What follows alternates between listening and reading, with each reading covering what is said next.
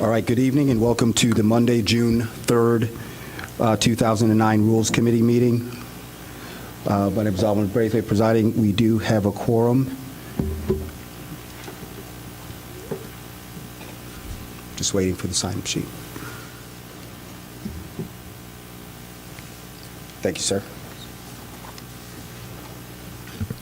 We have 4 speakers. We'll give them 3 minutes apiece. Thank you, sir. Before we get started, and I'll open this up, we've had a few joys and concerns both in the community and nationwide. And joys first go out to all the graduates of District 65 and 202.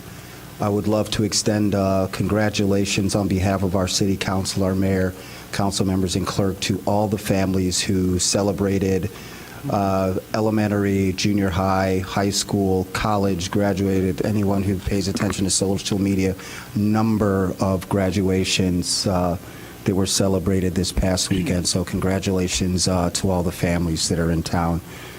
A concern, obviously, we've all heard about the recent shooting in Virginia Beach, and I think it would be very appropriate if we could just have a moment of silence to think about our responsibilities and, more importantly, about the families and friends that have been impacted by the violence in Virginia Beach. So if we could just have a moment of silence, please.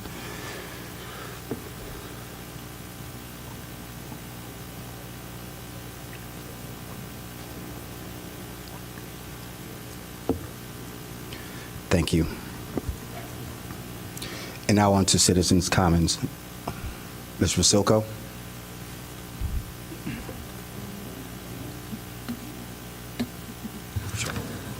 Mike Vasilko, 2728 Reese. It'll be ironic for me to say this, but I didn't want to come here tonight. I wasn't planning to come here tonight until I saw the agenda, and I felt I needed to. I'm asking that you vote against the proposed free speech restrictions. Signs, banners, speaking in whatever form are First Amendment rights, and we should maintain those. City council members should look at ways to make communication with constituents easier, more productive, and more rewarding. Instead, the city has gone out of its way in recent weeks to make communications with constituents more difficult and frustrating, all of which leads to escalating animosity. And I don't know why we're going down this path. Last week, the City Council voted to restrict FOIA process and to curtail the city clerk's authority. The week before, the city manager exploited citizens who came to a meeting hoping to receive factual answers about Robert Crown Center. Instead, there was a 90-minute movie that really didn't answer any of our questions.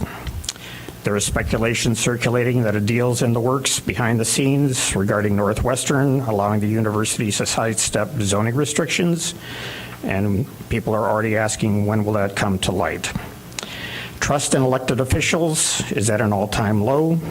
Trust in the non-elected administrators is virtually non-existent. Further restrictions against free speech at city meetings will sever whatever trust is left.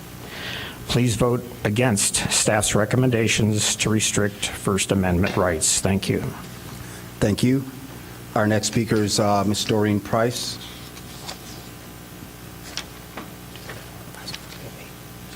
Hi. I'm also in concurrence with regard to the fact that we can't eliminate the bad reactions that you get, people being human when they're not being heard, and the accountability belongs on both parties, and it seems to be pointed, especially Denver, which is very conservative, toward the victims who are the ones who are trying to speak out. We have police procedures and things that are being discussed. I see them also lacking in terms of what I saw between the two meetings, or comparing the comments between this meeting and the Human Services meeting, and I see that there's a deficiency in terms of outside input. And the outside input is something, the only thing that we can get, and the closest we can get is to that is through City Clerk Reed. So I suggest that when we're shuffling things around, we listen to him and his wise advice and well-educated advice, extremely educated advice, making mistakes like the rest of us, some of which, if you hear the whole story, it's not his fault. In some cases, at least the one I heard, and it was only one that I heard of. And in that case, I would say anybody is due to a second, third, or fourth chance if their heart is in the right place. He's proven over and over again that he's an advocate for the residents. Wally, in his position, is managing things, and I don't know as a manager if he's our advocate or can be.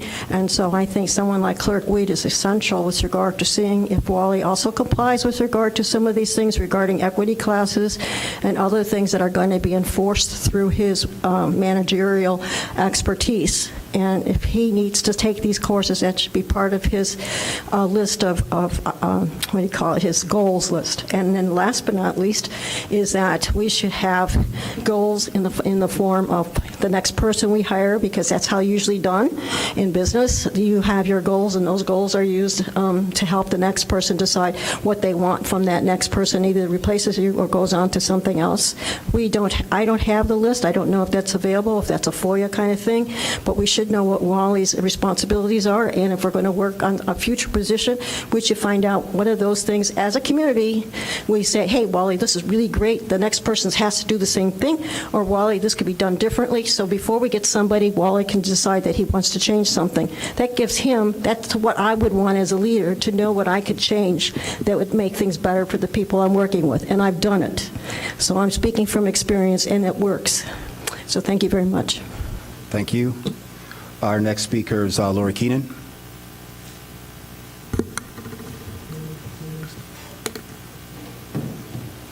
Hi, my name is Lori Keenan. I live in the 7th Ward. I don't want to be here any more than any of the rest of you want me to be here.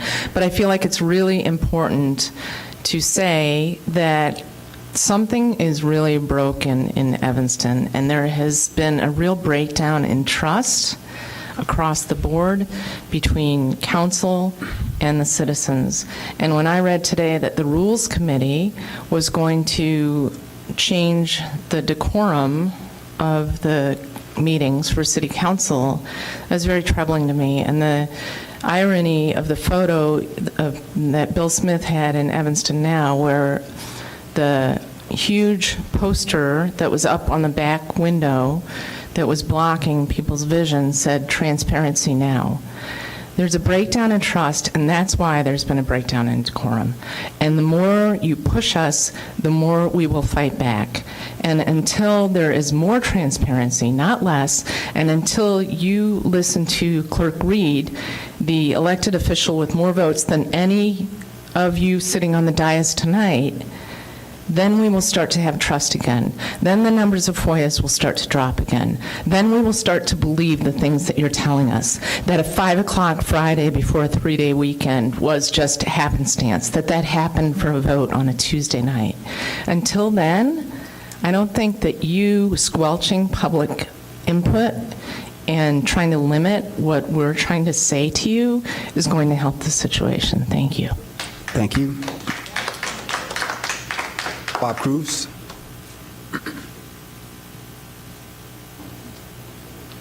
Bob Cruz. Did I pronounce that correctly? Thank you, sir. I'm in the 7th Ward. You've heard what I've had to say before.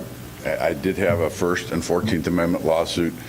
We were 10 days from setting the Supreme Court date, and when the Navy settled out of court. And that was a First Amendment right that I thought I learned over here at Haven School, that there's certain rights that can't be taken away from you. And the Navy agreed with me. You can look it up. It's the ACLU took the case. It was Cruz versus Chafee. So I just wanted to emphasize that I believe some of our rights are being taken away here. The right to clap, maybe you prefer we did this. I haven't had time to read the your Thank you. docket, but I saw the previous docket was 388 pages. I don't know if all of you have read it. I don't know how you could expect everybody in town to read it. So the only thing I'm trying to say is that if we can't enforce our rights here, we perhaps have to go out to the street or to the doorstep of the city council. That's all I wanted to say. Thank you, sir. Meg, I don't see her here.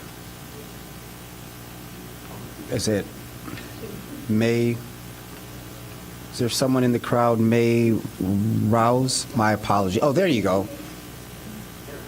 Mary Wazinski. Sorry, Mary.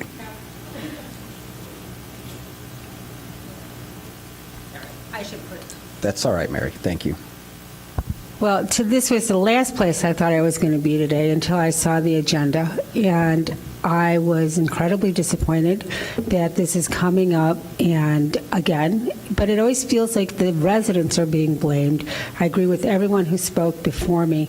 I think that the reason people are so upset is because we do not feel that the truth is being said. And when you talk to people and you keep slamming the door in their face and have contrived conversations that are supposed to be spontaneous, like last week's meeting was horrendous, I thought. The meeting before that, a 90-minute video when people have asked for a discussion, it's just outlandish. And I will also say that that conversation in Alderman Fisk and Michelle Mason Cup, I thought was not even close to being spontaneous.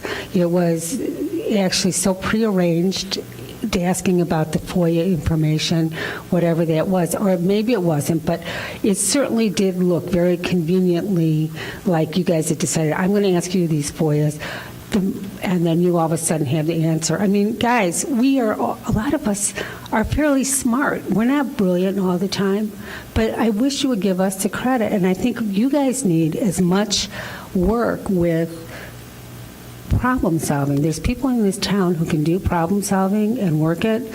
And I know, Eleanor, we spoke with someone whose job is to work with corporations and do team building. And you all could use it too. Doing that, and so thank you very much. I just hope that you understand the people in this town are really headed up to the tops of their head with this bullshit. Thank you.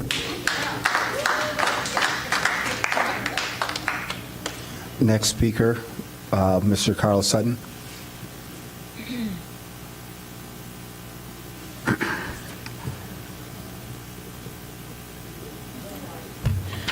Good evening, Carlos Sutton, 5th Ward.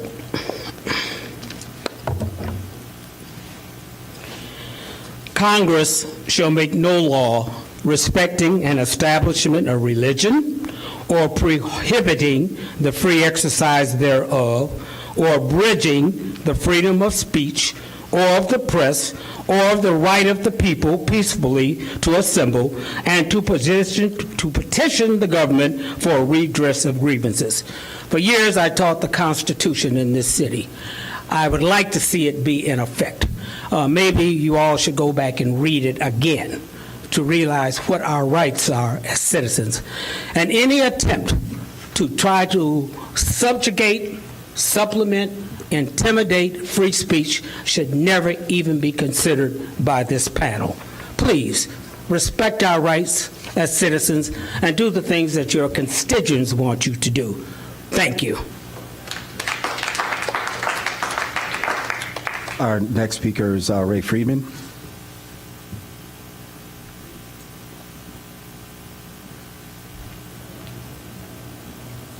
Good evening, Rules Committee. I agree with everybody who spoke before me. I also did not plan to be here tonight. The first thing I'd like to address is last week's, I watched the end of the video, and I saw an apology by Peter, our alderman, for Madeline Decree, who was extremely upset and who was leaving And Alderman Simmons had to bring her back into the room 3 or 4 times so that the city manager could answer her questions.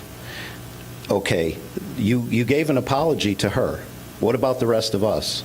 Her complaint was the same as ours. Our questions were not addressed. I watched the video, okay, that you wanted us to watch for 90 minutes. I believe one question was answered that was on our list, okay? This whole problem with decorum, it boils down to one word. I've been talking about it for 1.5 years. It's discussion. Why do you have a problem with discussion? Discussing with the residents what they need, what they want. Peter said there's agitators. I suppose there are. I suppose I'm one of them. Question is, what are those people agitated about? You might want to ask that question. Our city manager said he didn't want to have a discussion because the discussions were contentious. Okay, I've seen contentious discussions here from city council members. It happens. You know, people have their opinion and everybody has the right to disagree. It's fine. Okay, but you need to have the discussion. Refusing to have the discussion with the people as you're doing is not going to work. And as Lori said, it just is going to get worse. So hopefully, you know, you'll be able to have some accountability and some transparency and have some discussion. I requested to have a discussion, a town hall meeting once a month so that people can air their thoughts, their concerns, you know, and it's gotten worse rather than better. I don't understand it. We have some serious questions, and they're just being ignored. That's a problem, big problem. Thank you. Clerk Reed. This is my clerk hat. I am taking it off, and I'm speaking as a resident today. And I am speaking to ask the council I've made one of these requests before, which is that we need an Open Meetings Act designee. We currently have not designated someone as such, and I believe the clerk's office is well positioned to do that. If I can just give a quick example as to how we have, well, there's 2 examples. There's one, the minimum wage meeting, but also outside of that, where we stepped in and were able to help advise on Open Meetings Act rules and regulations, is our Citizens Police Review Committee that existed here since the mid-2000s. Since around 2008 or 2009, that committee that reviews police misconduct complaints had been meeting outside of the Open Meetings Act, which meant that there was no public notice of those meetings. There were no minutes kept. There was no public comment for those meetings, and that's a very important committee for all of those things to occur. I was alerted by a member of the public about this, and I was able to step in, and I know that Alderman Fleming also sent some emails, but I was able to step in and resolve that internally without it having to go to the Attorney General's office. This was about a year ago. So I do think it's important for this Rules Committee to designate someone, if not the clerk's office, as the Open Meetings Act designee. Secondly, I believe it's important for our city to have someone designated as a parliamentarian, someone who sees it as their role to look into all of our council rules and understand Robert's Rules of Order prior to any action being brought forward. Last week we saw Resolution 57R19 brought forward as a special order of business, and our council rules 18.11 say that any matter before the council may be made a special order of business at any future time by action of the council. A special order of business refers to council consideration of a docket item which will be considered at a specific date previously agreed upon by a majority vote of the council. And the reason that rule is important is because the next rule, Rule 18.12, says at the request of 2 aldermen, any matter except a special order of business may be held for further consideration until the next regular meeting. When we put things on the agenda as a special order of business and we do not allow that majority vote at a previous meeting, we deny and denigrate the rights of you all, the voting members, to seek further consideration for an item. We deny the rights of the public to fully advocate for a hold or for... 15 more seconds. We deny the rights of the public to, I'm sorry, Alderman Braithwaite. We deny the rights of the public to advocate to their council members to hold an item or to use whatever parliamentary procedures were set up by this committee and adopted by this committee to ensure that there is a full debate of public policy and issues. So thank you very much for the time. Thank you. That concludes our citizens' comment. Next, looking for approval for the April 1st, 2019 minutes. Is there a motion? Second. It's been properly moved and seconded. Seeing no lights, are there any questions or comments regarding the minutes? All those in favor of approving the minutes, please signify by saying aye. Aye. Any opposed? Motion carries. The next item is an update from the Ethics Subcommittee. Alderman Wilson?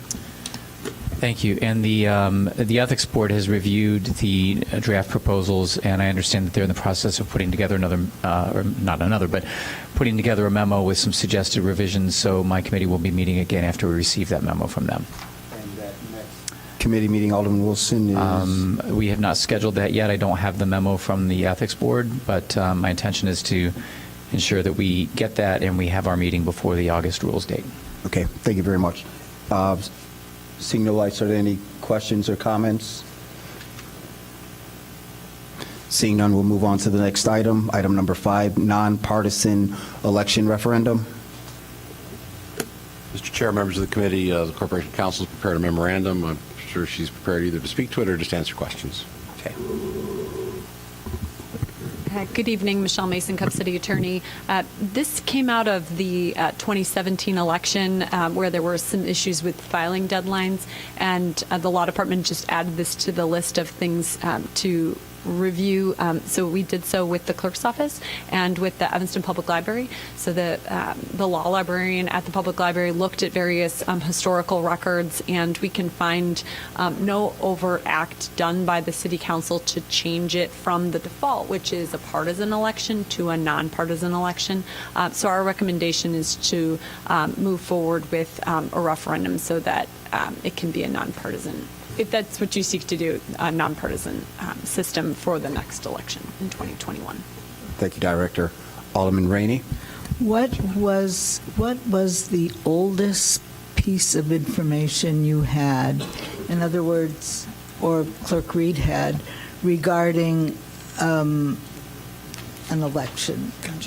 Did we have any information regarding a partisan election being held in the city of Evanston? Did we have any information regarding any kind of an election being held? What information did you have? I find the information you've provided us having no basis on which I could make a decision going forward. I mean, you're telling us we didn't find anything. What does that mean? What did you find? You found information about elections, for sure. Sure.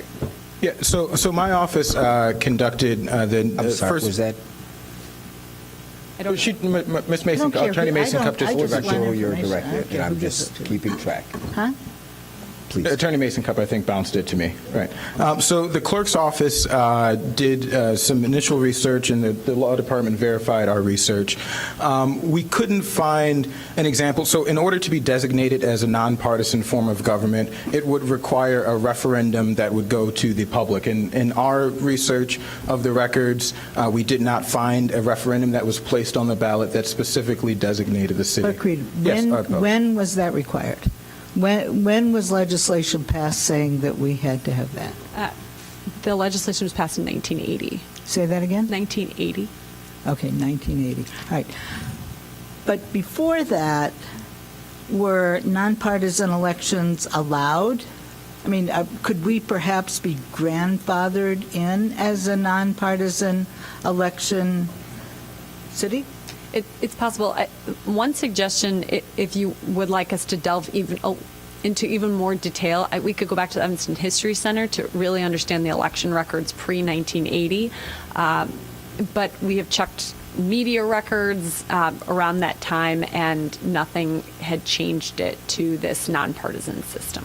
Well, I'm just wondering, I mean, it's, what if there's a vote where people say no? What happens then? I can answer that. So if there was a vote where the public denied us switching to a nonpartisan form of government. No, we wouldn't be switching to it. We are a nonpartisan. Right.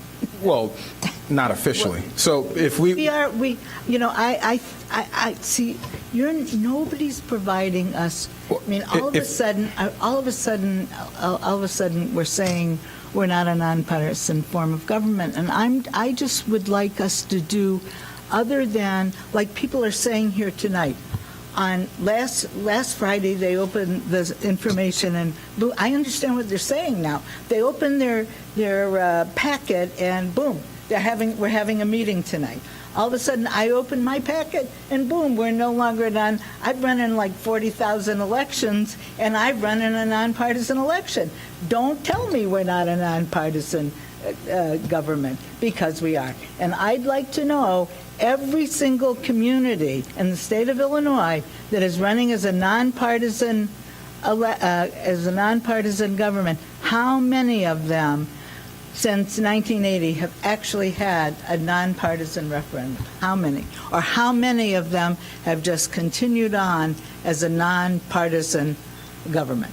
Now, if you show me that every one of them has held a nonpartisan referendum, I'll say, my bad, I'm wrong. If I can provide a bit of insight here. So our neighbors to the south, Chicago, they specifically passed a referendum to designate themselves as a nonpartisan, if I may answer the question. How different are they from us? Everything they do is different because they're over 500,000 population, correct? Well, the state law on this is the same, regardless of Wait, Alderman Rainey, I'd be happy to research the question for you. Are there any other questions that you'd like us to research, other than the history of this going back to? The most important one is the issue of grandfathering in. Okay.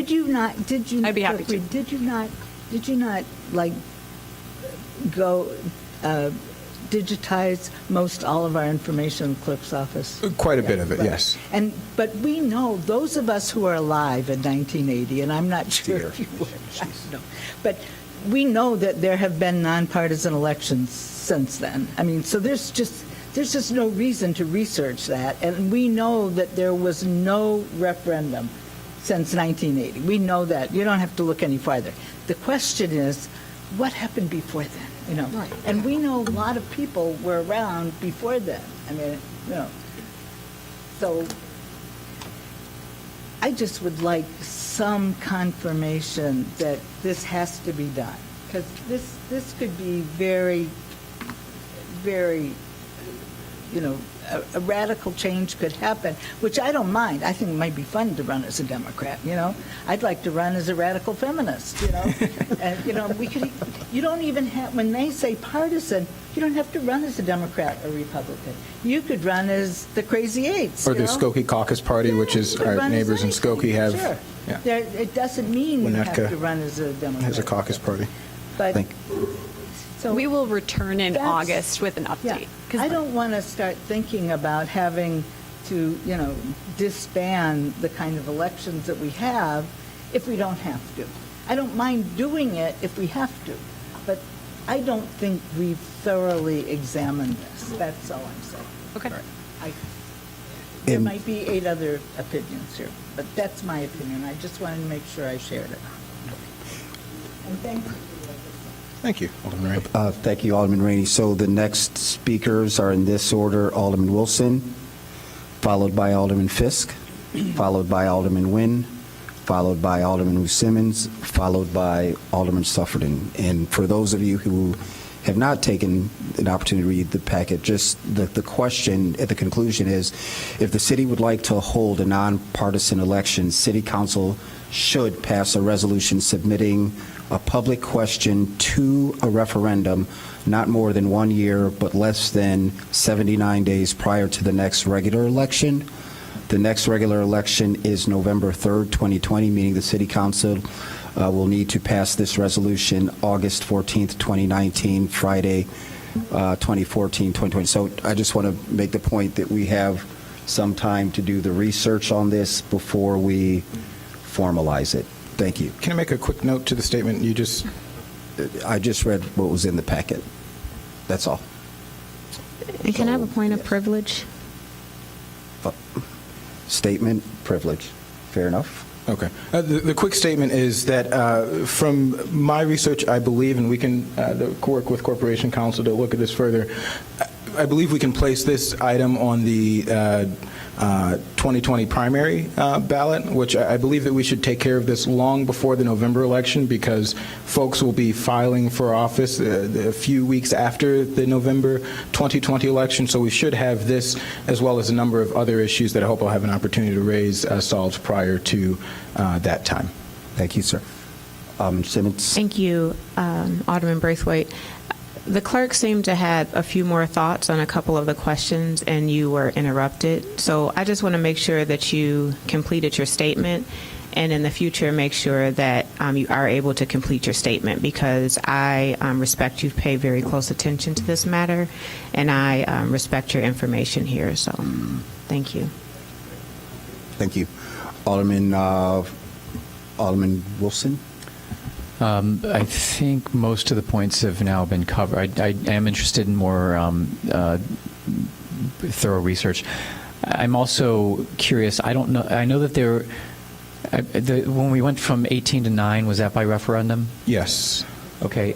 Yeah. Okay. I would be interested in seeing the other referenda that dealt with elections in Evanston, even maybe if they're not on point. And I couldn't find them. So Can I quickly cover that? So we passed, the city of Evanston passed a referendum, I believe this was 1993. So in 1991, there was a referendum passed to create a mayoral primary, and so that's part of the confusion that we saw in the last election. Currently, Evanston, or under our current system, Evanston has 2 filing periods, one for mayor and one for the alderman, and that's what caused the large debacle last time. Also, in 1993, there was the referendum that reduced the number of aldermen from 18 to our current composition. Okay. My recollection was that back when we had the confusion, the 91 referendum couldn't be located. Has anybody been able to come up with that? So during my research on this issue, I've found plenty of news reports regarding it, and that had the question in it, but I haven't been able to locate, certainly in our records, an official record of that. Okay. It was a tax referendum. It would save the city money if we only had... Yeah. I would be interested in seeing those too. I suppose it's not probable, but it's possible that other points were addressed in the referenda as well. So I believe the 93 referenda was placed on the ballot by citizens. Was that a citizen? I doubt that the alderman voted to reduce the size of the council. So that's why I think there isn't a city record of...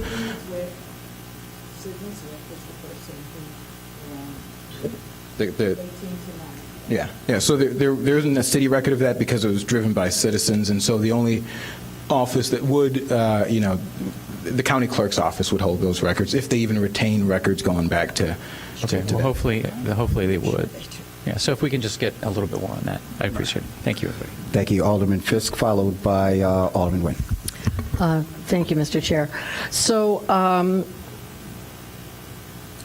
Jessica Feldman commented on Evanston Now and said, as I recall, it was in the 60s when Democrats began moving here in sufficient numbers to want to run for office and therefore put the party designation next to the name, so the powers to be then went to nonpartisan elections. So if you don't go back to the 1960s, and I would definitely check with the League of Women Voters, because they were very, very active in our current form of government, the council manager form of government, which what dates, I think, Eleanor, from the 50s? 52. In the 50s, okay. So I would definitely talk to the League, and we always have a League member here. I don't know whether she remembers or not. And of course, Alderman Ravel is a good resource as well. But I think we need a lot more information than this. I I'm guessing that we are, at the very least, grandfathered in, and so that this referendum is not really necessary. But I would support holding this over to whatever date is necessary. Thank you, Alderman Fisk. Alderman Nguyen? I think most of what I was thinking has been already said, but I can think of like 4 or 5 different, and I will refer them to the law department, 4 or 5 different areas that I would research for regarding legislative history and even election petitions that were filed with the Cook County Clerk. All of those things are on the record. I mean, to see when the form changed, what happened in Evanston. I mean, there are lots of different ways to figure this out. I think we should definitely wait until August. So, but that's fine. Noted. Thank you, Alderman Nguyen. Alderman Ruth Simmons? That's it. Immediate comment.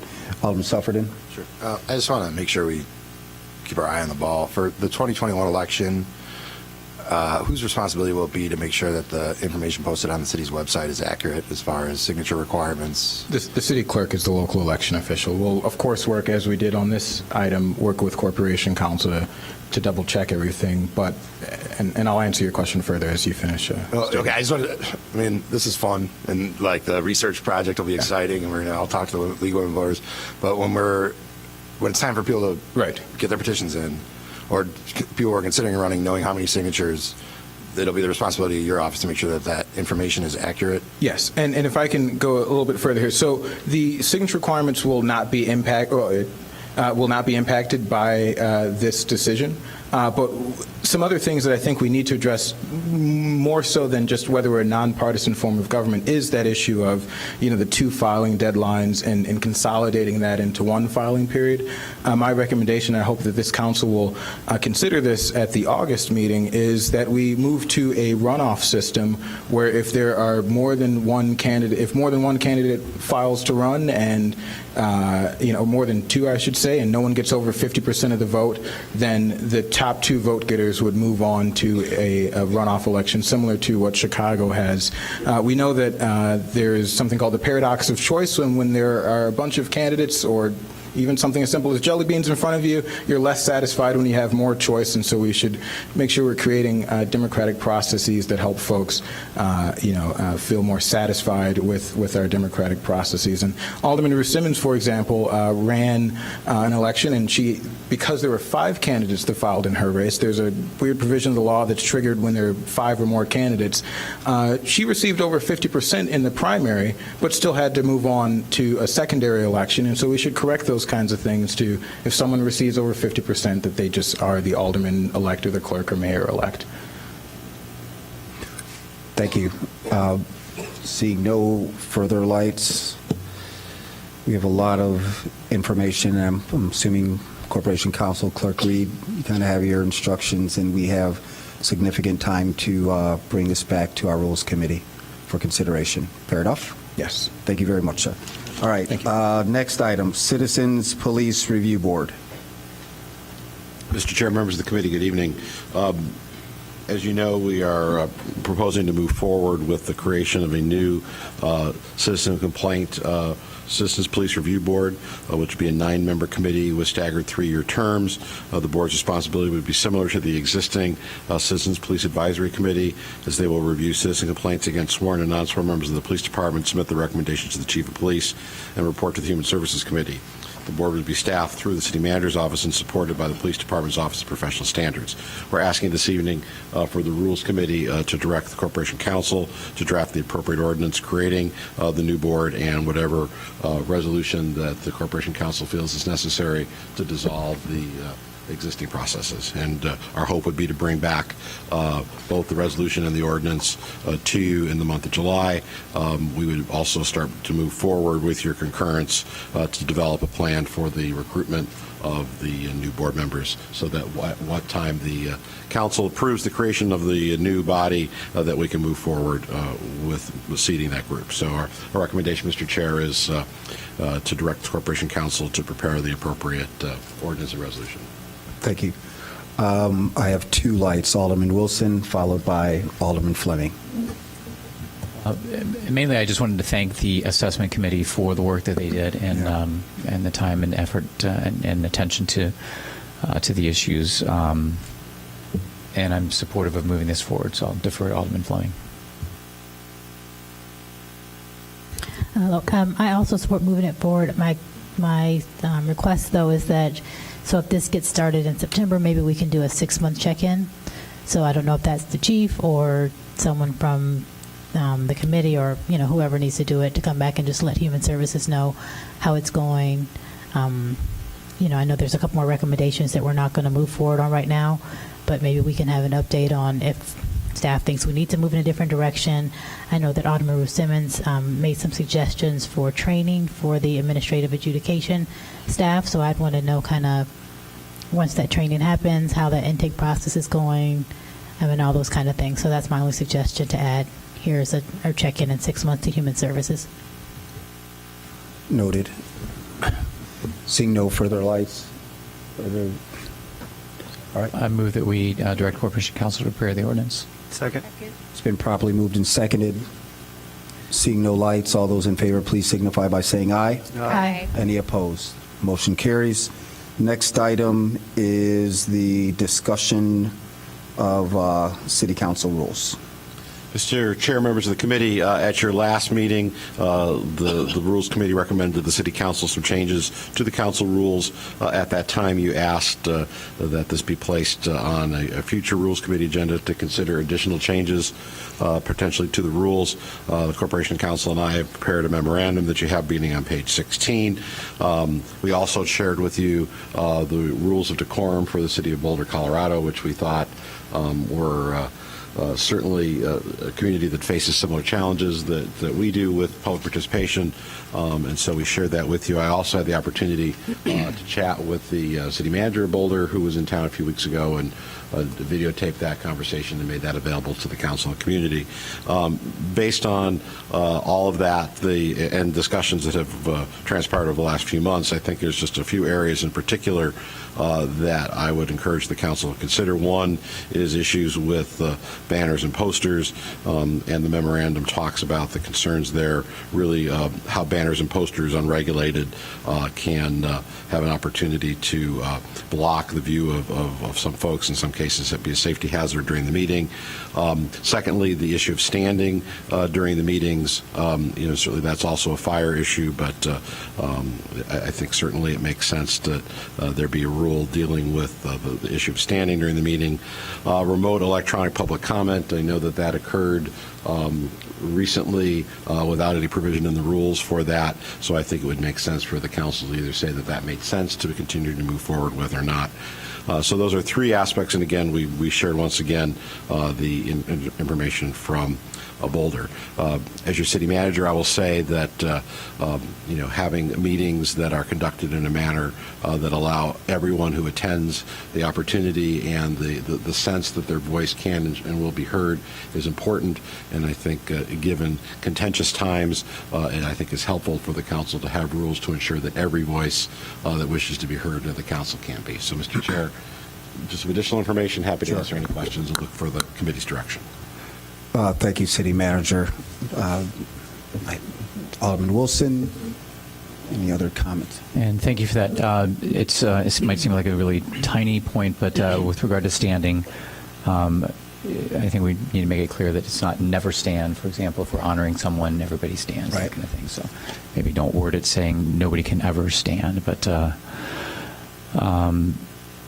I think it's useful to come up with guidelines. I realize that there's frustration from a lot of people, but I've also heard from people who have told me that one person said that they will never come to another council meeting, yep. And I've heard other people say that they've felt very, intimidated and personally attacked when they were here, and didn't feel comfortable or safe in the space. So I don't want it to be the situation where anybody ever doesn't feel comfortable or safe in the space.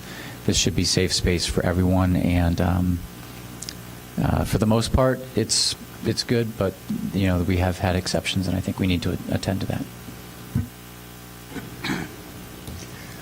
Thank you, Alderman Fleming, followed by Alderman Simmons, followed by Fisk, followed by Alderman Ravel. Yes, thank you. So as presented in the memo, I think the thing that I have the strongest opinion about is the remote public comment. I wasn't here the night that happened via telephone, but I understand everyone can't always get here to make their statement. However, we have had, people read a friend's statement from the podium. People can email us a statement. The clerk is very good about putting those in the minutes as well. So I think just for the sake of fairness to everyone who gets here, we should honor that you can make your statement if you're here versus on the phone. And if you can't make it, I think all of us have read a statement from one of our constituents who could not make it. So there is still an opportunity to have your statement and thoughts heard. In terms of the standing, I agree with Alderman Wilson. I mean, when Ms. Joanne from Family Focus got her award, there was all kind of standing and cheering, and it was very joyous, and I don't think anyone would have said, no, you can't stand in here, you can take a picture. I guess what this is trying to get to is standing that would be more of a shouting. As much as I've even had to say to some members of the community as I'm making a statement and they're screaming at me or talking over me, as much as that's not productive for the people at home or even people in here to hear me, it is their right as a public to, agree or disagree. I would hope that, and I don't know how we're going to get there, but I would hope that we can get there without a bunch of rules, because we don't want to be stopping our meeting to say, hey, you're not obeying the rules. I mean, you aren't children. But it also is the only time that we can get together to have a discussion. And for me personally, I think it's very important when I'm voting on a big item to explain why I'm voting this way. People have elected me. I think it's important that they hear from me. And a lot of them hear from me on Monday night when I get a chance to have the microphone. So it's hard for me to do that if whoever in the audience disagrees, but they can't disagree respectfully and let me get my thought across. I mean, I think we do a good job when people are giving their public comment to not speak over you. So, I mean, I would love for us to be at a point where we can, even as we disagree, at least respect each other's voice and give each other time to do that.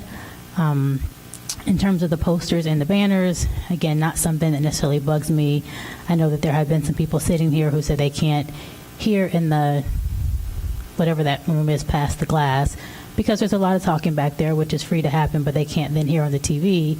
And then there have been people who are in here who say they can't necessarily hear or they can't see because of signs and stuff. So, I really don't want to make a bunch of rules. I mean, aside from not taping stuff on the pictures, because, people gave us these pictures and they're part of the art. I would just like us all to at least be respectful when we disagree. Allow each person to have their voice heard. Allow other residents who are here speaking who have a different opinion than yours to be able to speak, because that also, I think, is more frustrating and more harmful, in my opinion, when someone comes to give an opinion that's differing than other people in the chamber and they get booed or screamed at. I mean, they're citizens as well. They have a right to give an opinion, even if it's different than yours. So, I'm inclined to not, again, make a bunch of rules, because I think that's going to just prolong our meeting, that the mayor has to say, all right, chief, go take the sign down, or, have this person sit down. And I agree with you all. I think it's going to make things get worse, because everyone's going to feel like now we're trying to be, your parents in here. But so I digress. So the one thing on here that I would, I guess, initially agree with is the banners and signs, if we can contain those. And I don't know exactly what that means, aside from not, taping them in a place that someone else can't see behind you.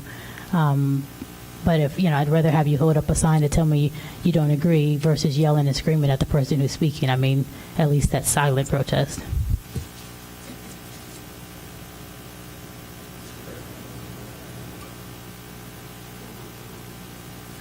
Thank you, Alderman Fleming. Our next speaker is Alderman Simmons. Thank you, Alderman Braithwaite. Agreeing with Alderman Fleming completely, and also wanting to make a point that Alderman Wilson is not in isolation. And I have many residents contact me that have concerns, have interests, and want to come and participate, and are intimidated by what they see on Channel 16, and they stay home.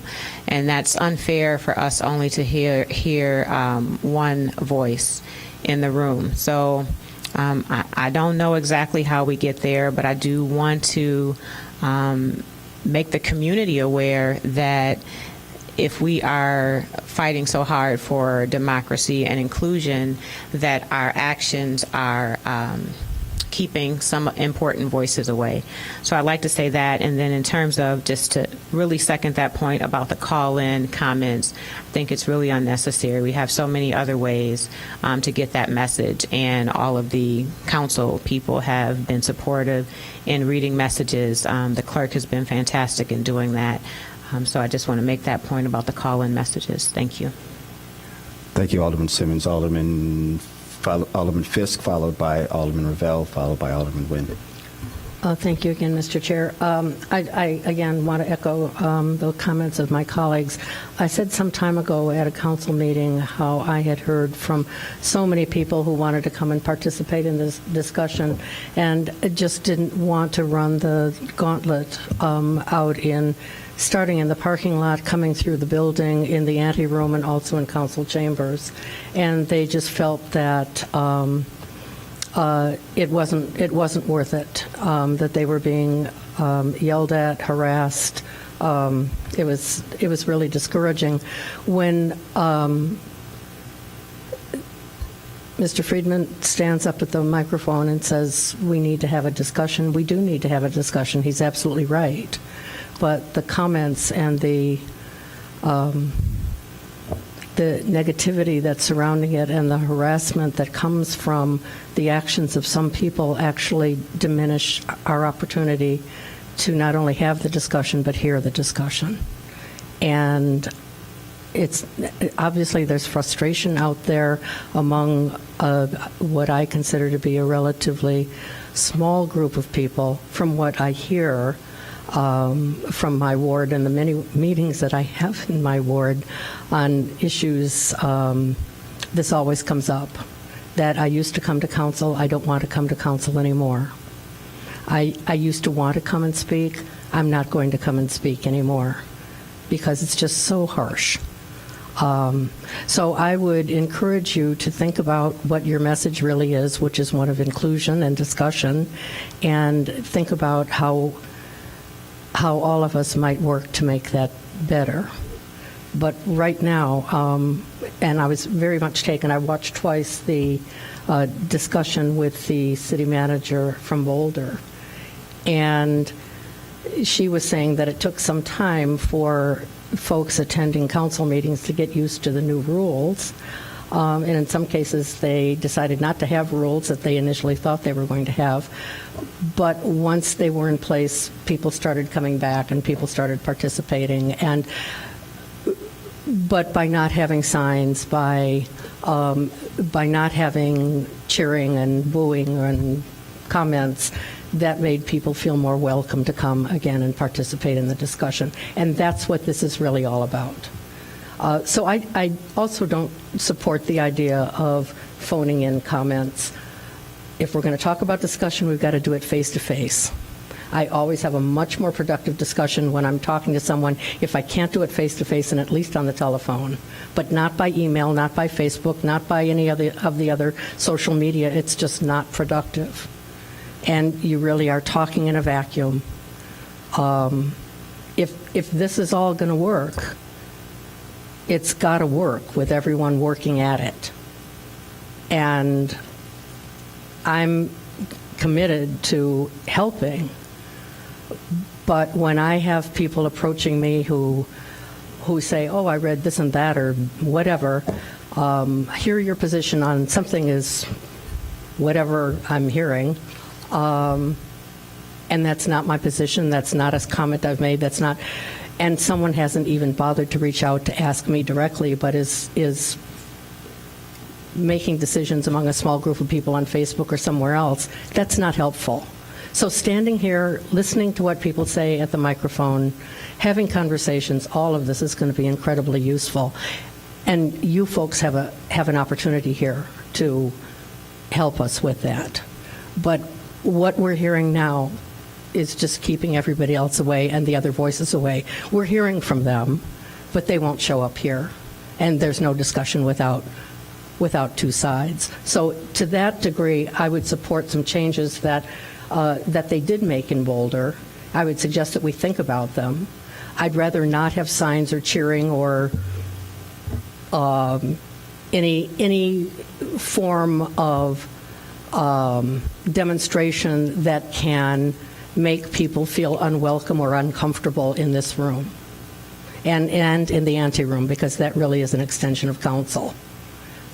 So I would just say we all come here, we have the conversation, we respect the other person who we may disagree with, and we carry on, and the council makes the best decision that we can.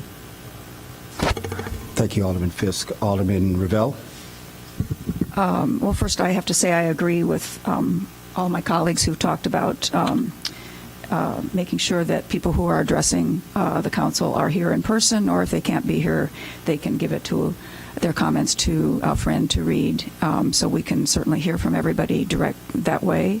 And I, too, have been hearing from constituents who are really uncomfortable coming to council because of the acrimony that they feel in the room. But I guess the point that I want to zero in on is the question about banners and posters. As you know, I'm someone who doesn't speak very often, and so I would probably be reluctant to be a member of the public and getting to the podium, number one. And number two, we have often so many people who do want to speak that we don't really have time for everyone. So I guess I'm sympathetic to the idea of some banners and posters along the side of the room where they're not blocking the view of other residents, because I do think it provides a way for some people to express their opinions. And I think I would suggest that we find a way to craft a rule that allowed that form of expression, as long as it's not blocking other people's view of what's happening in the room. Thank you, Alderman Revelle. Alderman Nguyen? Thank you. Clerk Reed, were you going to say something? Oh, I'll wait until. Okay. Yeah. I'm sorry, but you're blocking the people behind you. Okay. Thank you. Thanks. I agree with my colleagues on all of these issues. I agree that with respect to the issue of someone calling in, we do have many other opportunities to have the comments heard, and we all do read them, and the clerk does provide us with those. So I would agree with that. And it is, I think, as Alderman Fleming said, fair to the people who do make it here. And then I also think then we run the risk of having many, many people call in, and then we lose track of citizen comment. I have been here through, like Alderman Rainey and some of the others, through many, many crowded meetings long before our current era. And the no blocking the aisles, no sitting on the floor, no standing has always been presented as part of our fire code. And I don't know that we necessarily need, and I would question that we need a specific rule, a council rule, because on this, and because the fire code, I haven't read it. Maybe it isn't there, but from that standpoint, the mayor or the city manager has always just politely explained that we need to leave access open. We need to have everyone in a seat, and that's been the case many, many times when we've had large numbers of people here in the council chamber for a number of issues. Obviously, if someone is being honored or there are other reasons, that wouldn't apply. But that's been a standard since actually one of the first meetings I was ever a council member. So with respect to posters and banners, I've been thinking about this quite a bit. I don't think they should be the size that they block anybody else's view. People who come here come for a particular reason. We all know that being here in person really is a different experience than watching on television, and experiencing all of the different expressions, the looks, the comments, the nods of all of our heads. It really is a different experience. So I really think that if there are posters and banners, we should limit the size so that they don't block someone else's view. I certainly don't think we should have anything up on the glass at the back, because that really does block the view of people who, when we have large groups, can't see into the chamber, and you can actually view us from there. So I think perhaps the size limitation, it looks like Boulder perhaps put that into place, and that's not unreasonable. We aren't an enormous chamber. I think that would be inappropriate, and for everyone who has studied the Constitution, it's time, place, and manner.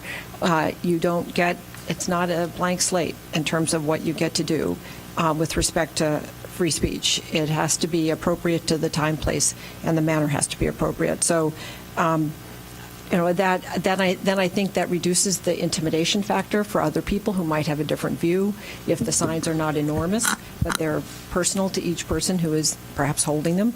Over the years, I've been a member of the public before I was on the council, and people wore a particular color, or people wore a ribbon to indicate what their purpose was here. And then when we had a speaker, everyone who was part of that group stood up and then sat down. So that was a way that we've done it in the past. So there are lots of different ways that people can show their solidarity for a particular issue, but it doesn't block the view or intimidate others. Like my fellow council members, I have heard from constituents who've said they don't want to come to the council. They don't know. They think the meetings have lost their civility. They don't want to come and deal with all of the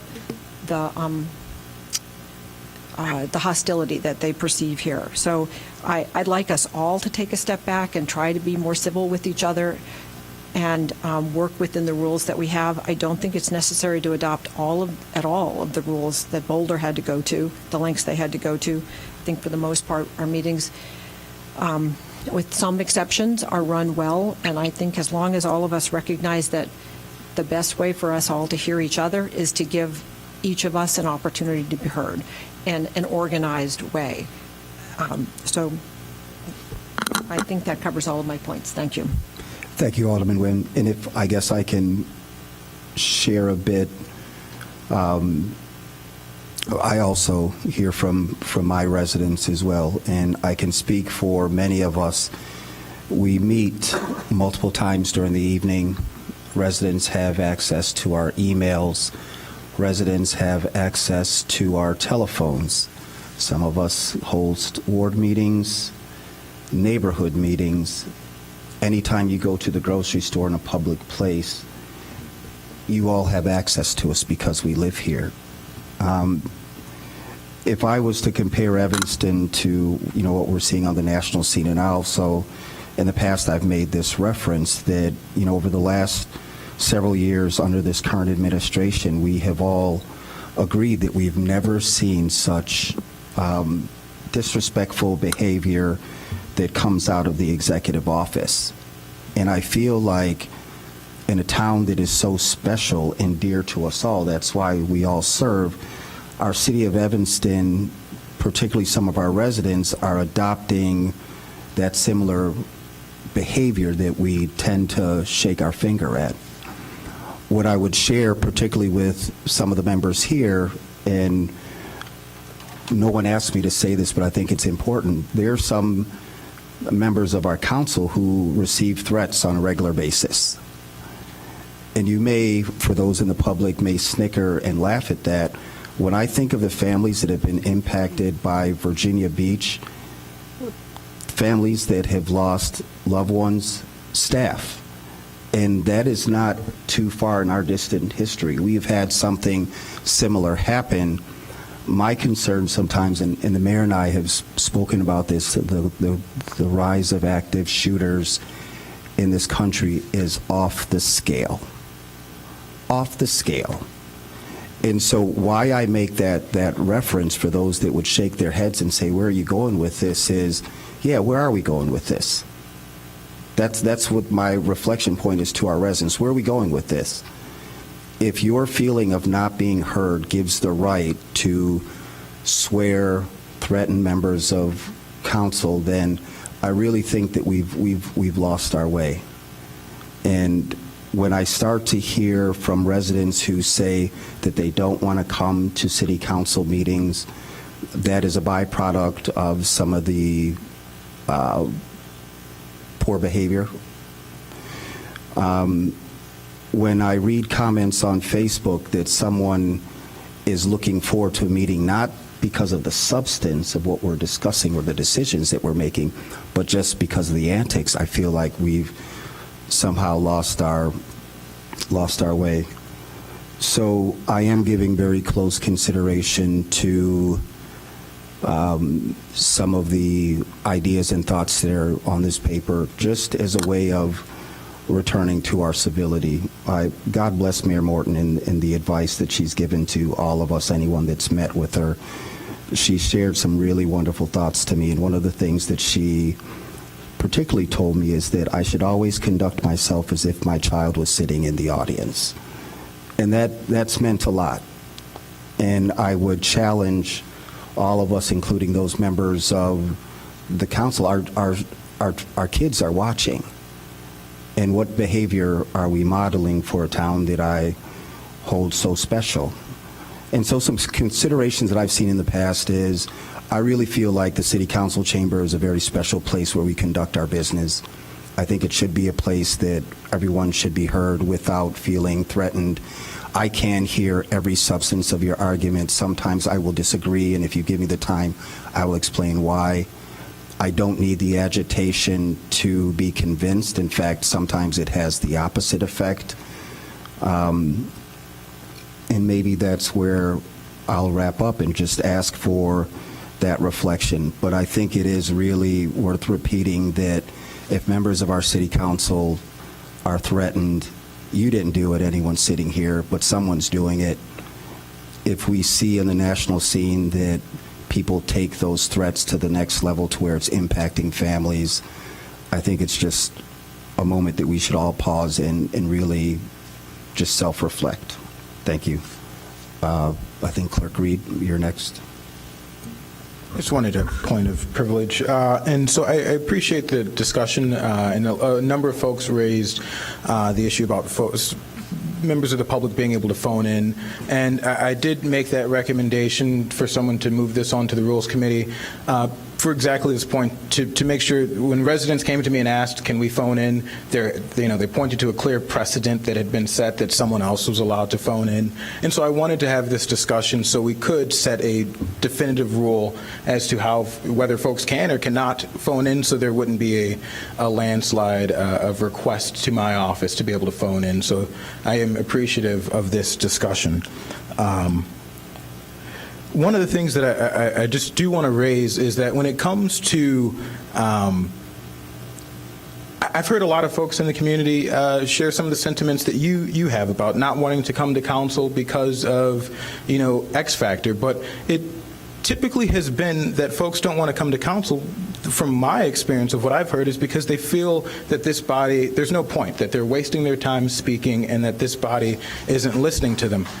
And what I do want to say is I hope that we can negotiate what we're doing. Some of these rules, I think some of these rules, limiting the size of posters and where they can be posted are good things. But I also think that we should look into, folks have been asking for the council to respond to some of their questions. So if we're going to enact rules to kind of clamp down on the public's right to express themselves to the council, I think a good trade-off is creating there's a piece of legislation a few years ago in the State House.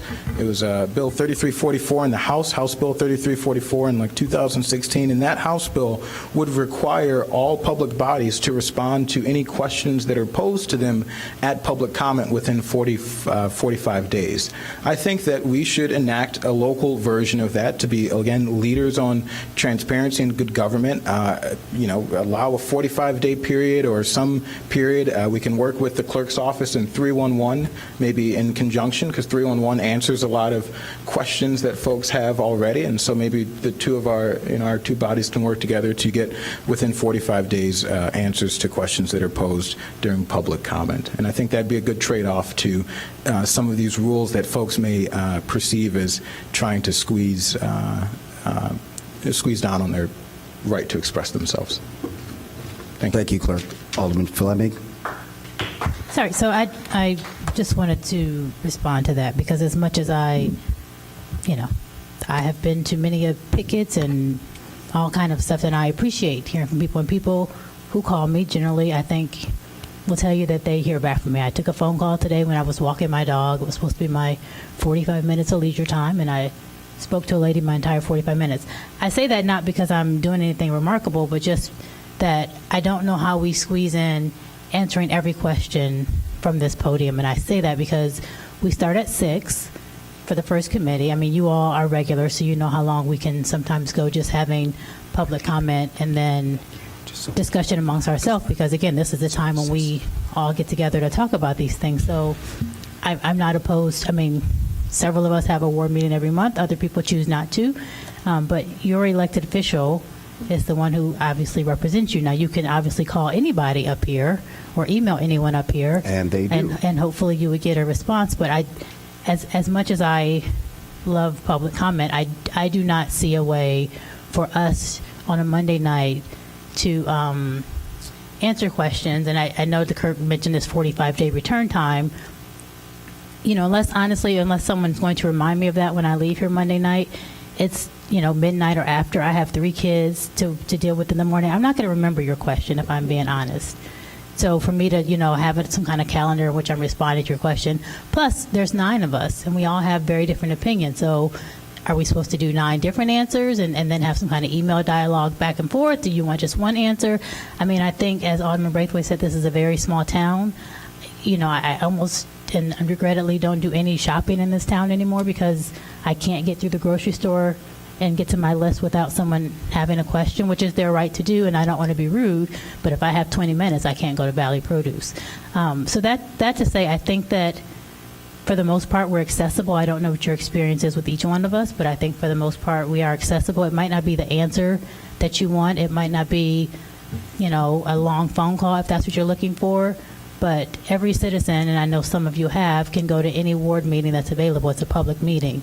So I just, in all due respect, do not want to put another rule on the amount of time that individuals need to spend, you know, for one question. I think if you are asking a question that you don't get an answer from your elected official or from that person, you have every right to call them back, to send another email, to reach out to someone else to say, hey, I didn't get a response back.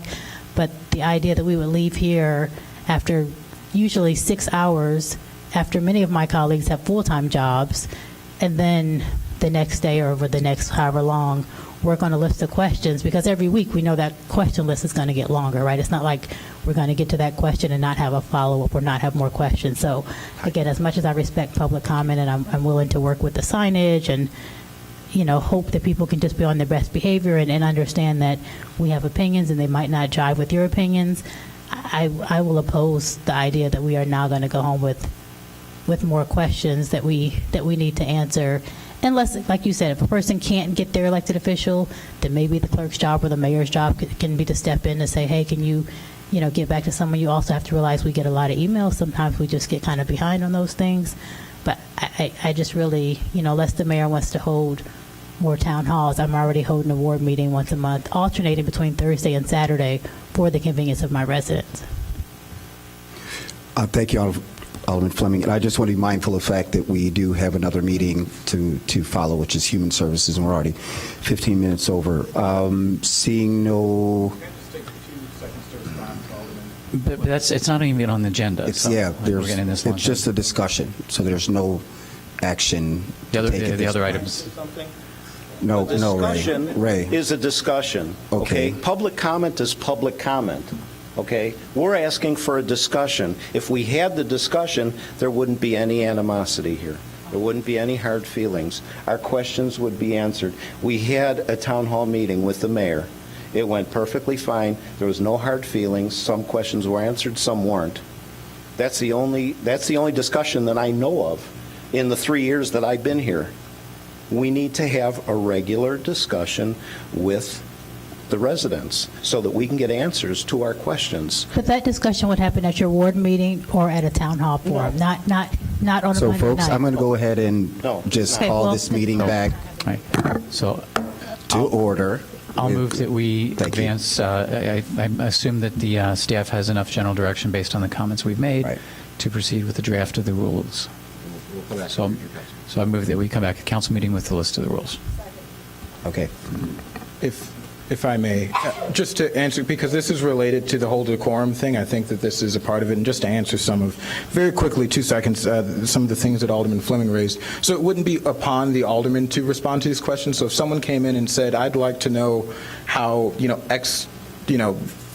how certain funds were spent, and it's not something that's readily available, or they'd like to know how a certain process works, and that process isn't available online. It would be incumbent upon the clerk's office or 311 or some other office to provide a response to that question that was posed at public comment. So it wouldn't be answered immediately. It would be answered in writing at some later point, and it wouldn't be incumbent upon you all to answer those questions. And I think if we're going to, pass rules for decorum, that we should also, negotiate in good faith with the public and give some of what they want and give some of what this body wants as well.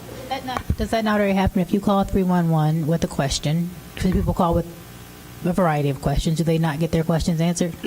I think this would become a secondary intake point where if someone raises a question at public comment, the clerk's office would work with 311 or whatever body is designated to make sure that that question is responded to within a timely manner.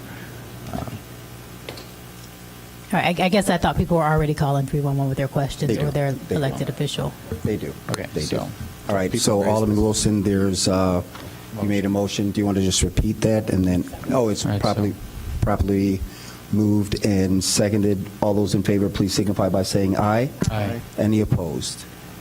Seeing none, our next item is new business. Mr. Mayor? With two items. One, at future Rules Committee meeting, I'd like to have a update on FOIA. We talked about it at the last meeting, but I'd like to have really get into some of the data. We talked about how we went from 700 to 1,400. Who's asking for all? I'm just curious. Why the big jump in requests?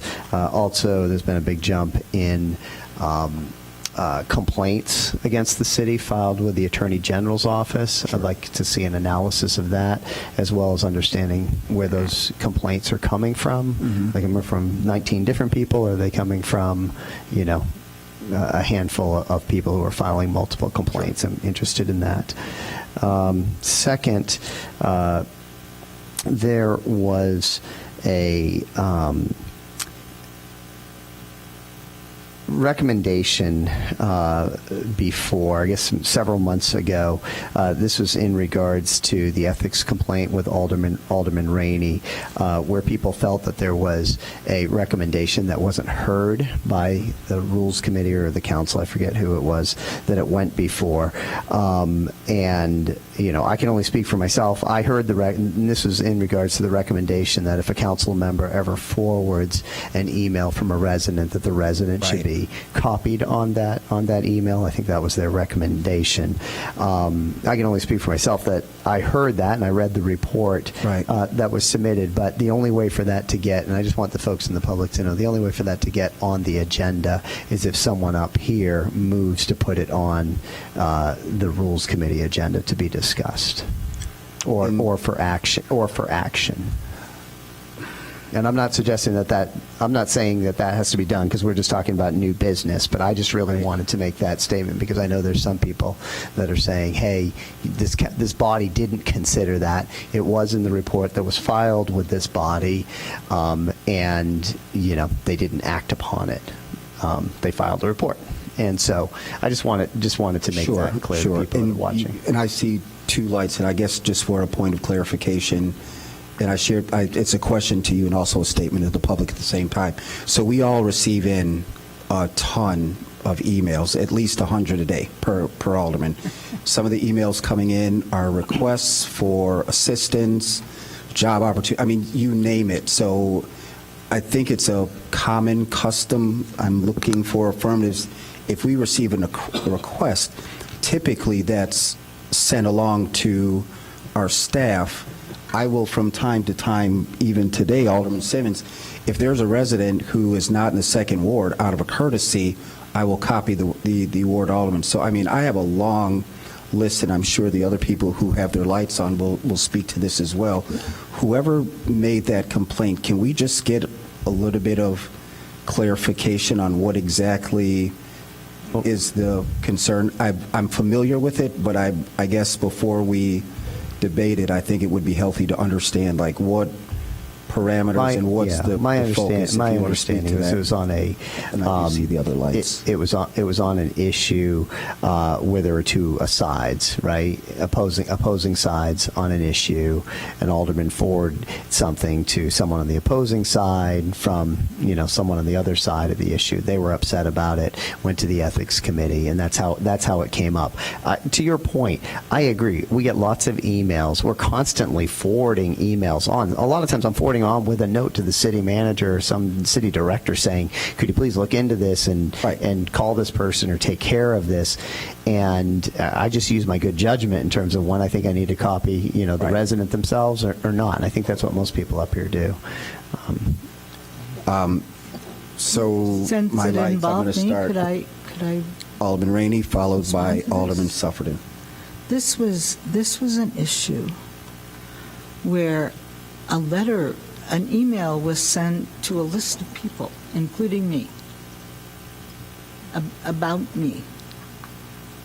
And I felt, and I will do it again and again and again, just so everybody knows. I shared it with others. The crux of the matter is the person who wrote the letter feels that in the future, anybody who forwards an email written by her or anybody who forwards an email written by anybody must get the permission from the person who originally wrote the letter. And I am saying, I will never comply with that request. If you don't want that letter forwarded, you better darn sure make sure you stamp confidential on that letter. Like you say, I bet I can count at least 100 emails. If you take all the emails you receive in a week, Right. I'll bet you it's not hard to get 100 emails Easy. a day. And I frequently forward them. Now, what if we were snail mailing things? Who would know where? There would be no way for anybody to follow up on this mail. And lately, I've been doing a lot of snail mailing, and there's just nobody can constantly be controlling your communications. Now, I will do everything humanly possible, and Michelle Mason Cub has trained us on this, to try not to violate the Open Meetings Act with, multiple copies of things going back and forth among the council members. I sort of understand that rule now. But if somebody sends me an email and doesn't tell me it's confidential, I feel that that's my property, and I can just share it with Eleanor or Robin or Cicely or anybody. I mean, I rarely share things with the press, rarely, and I don't remember having done that. But if somebody is, attacking somebody or saying something nice, I constantly am sharing things with staff, saying, "Look, please tell the people on the garbage trucks that they're doing a great job," or please tell them that they need to, step it up. Or I do all the time, and nobody is going to keep me from doing that. So if you don't want me to share your nasty notes or your nice notes, you better not be mailing me, because I'm going on record right now as saying nobody is going to control my communications unless you tell me this is confidential or it's attorney-client privilege. Just getting ready to. Then I won't do it. Yeah. So there. And so we're still under. That is exactly what the issue is, just so Yes. you know. Thank you, That's Alderman exactly Brady. what the issue the mayor is talking about. It was Right. going to the Ethics Committee because people must not be allowed to share mail sent by people unless they get the permission of the person emailing. Right. Corporate Counsel, I'm assuming that you have enough information, Mayor, you made a referral, and so we are still. I just made I'm sorry, Alderman Braithwaite. I just made the referral on the FOIA, wanting to do that at a subsequent meeting. There wasn't necessarily a referral I was making on this, other than I just wanted to make sure that the public was aware that, we heard that recommendation that was in the report, and this body didn't act on it. Understood. I had a light for Alderman Simmons and, Suffredin, followed by Alderman Simmons. Mine was a separate item of new business. Sure. So I don't want to derail it. But could we put on the agenda for the next Rules Committee meeting a discussion of releasing the packets for city council meetings sooner than the Thursday before the meeting? Yes. Okay. Alderman Simmons? Thank you. And I don't remember where we landed on this. I remember having discussion about diversifying our boards and commissions and committees, and I don't remember if we landed on any updated policy for that. Did we? Just yes or no? Okay, so I want to make a referral or recommendation. I want to request that it is on the agenda, that it be policy, something like our MWEBE goals, but a stated policy of diversity and inclusion on our boards, committees, and commissions. Thank you. And so in the interest of time, not to be disrespectful, and just a reminder to the public, our meetings, there's a meeting, Human Services, that was supposed to start at 7. We have members of our staff as well as citizens that showed up ready to begin our meeting. If there's anything, comments that you may have or issues that were not raised, I encourage you to please email or contact your appointed alderman or the mayor's office or our city manager. Seeing no further lights, is there a motion to adjourn?